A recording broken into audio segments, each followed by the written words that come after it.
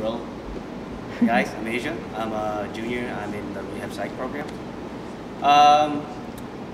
I transferred from MATC last spring, and I was kind of lost on campus, to be honest. There was an Asian club there, but it was mainly among students, which is all right, but for me, the Asian community is just so small already that they can't segregate themselves from each other. So that's all I like about AASU, that we all do come together, we all share similar stories. In leadership, well, example of leadership I had was when I was at MATC, I was part of a founding body of a minority male leadership program, which was the purpose is to increase minority males' retention at school and increase their graduation rates and further education. The program went pretty well. We got funding for it now, and this year they started a women's version of it, so I'm pretty proud of that. I haven't been back there, which is kind of disappointing, but the schoolwork I have here, it's kind of hard to make it to MATC.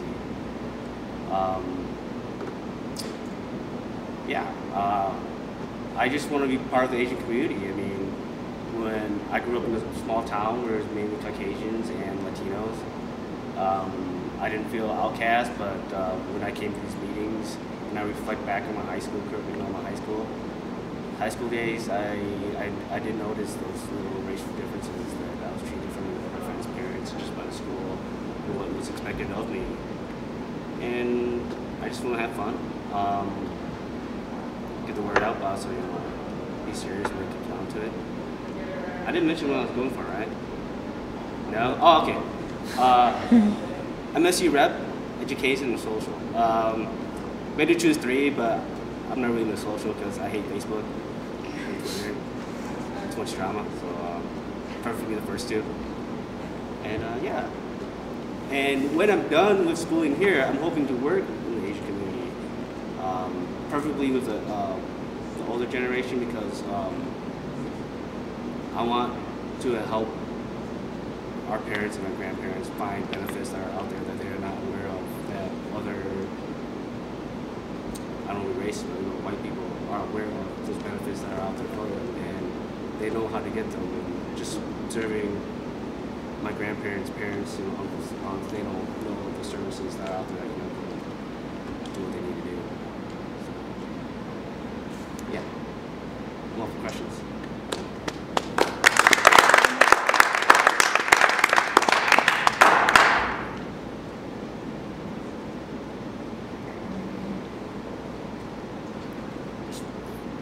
Fire away.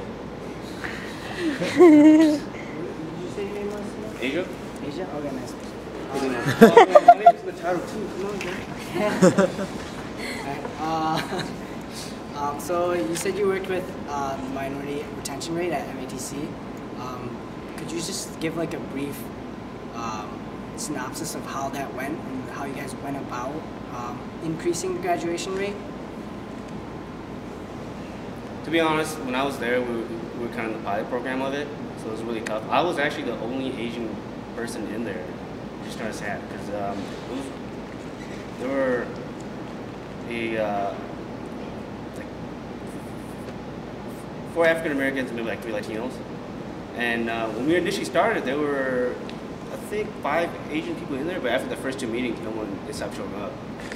So I was kind of actually disappointed about that, that these programs exist to help just not Asian but minorities to increase their graduation retention rate. People aren't taking advantage of them. To my knowledge, as of like the actual 8 people that was there, 4 of them have graduated, and I think they're continuing their education. We primarily worked on like time management, networking with outside professionals of different races, test taking skills, stuff like that. So, I guess I have one more question for that. keep going. I'm sorry. Like, what do they identify as the major problem then for, like, have you heard of like the problem with achievement gaps? Yeah, definitely. Yeah. So I guess what do they identify as the problem or the major problem? Well, to be honest, like I mentioned earlier, the Asian issue isn't there. It's really Black and Latino communities that are really emphasizing the education gaps.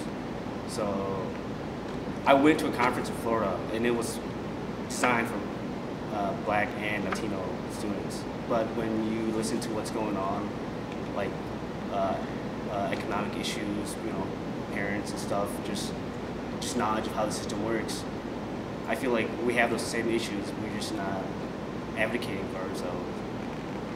And I just feel like Asian people are just kind of like, we can do it, just do it ourselves. We don't care. We do care, but we're more like driven not to seek assistance when we don't need it. You mentioned before that, like with your org, like a few members like left. So how would you go about bringing back members that feel discouraged to come back to AASU? I have two things for that. People who don't want to be here, I don't want to be here, to be honest, because they're not going to contribute in space. But as long as we have interesting and like meaningful conversations and workshops, I think that will attract people. When I was in the MTC, we had that program. I don't think a lot of people consider those meaningful enough for their success to come back and continue being part of that program. But just being here for taking the meetings, we have these workshops that when we had the opener, right? There's so many students here. I was so surprised that when they actually had the general body meetings and workshops, there wasn't really anyone here. I was kind of disappointed in that. But if we could get them here and get them hooked on like 2 or 3 meetings, I'm pretty sure they'll come back just because it's interesting and it helps them reflect upon themselves of what it is to be Asian American.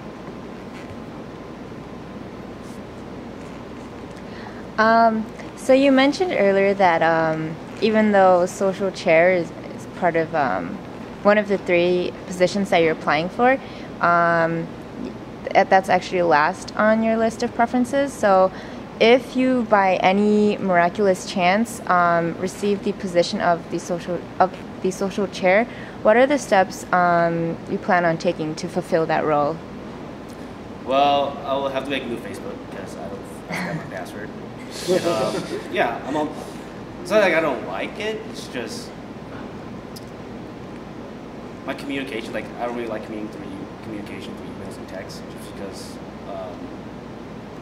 sometimes I'm busy and I forget about it. And 2 or 3 days later, it's like, oh crap, this is important. Something that I should reply to earlier and whatnot. So, but I just have to. I'll just put my time into it. I mean, that's all I really have. So, you're intimidating me. So one of the easiest and fastest ways for the AASU Executive Board to communicate is via Facebook and text. So how do you, if you were to get any of the positions that you are running for, how would you plan to communicate with your Executive Board? Executive Board? Yes, with the Executive Board. Well, emails and texts. I use them. It's just, like I said, I don't really pay much attention to them.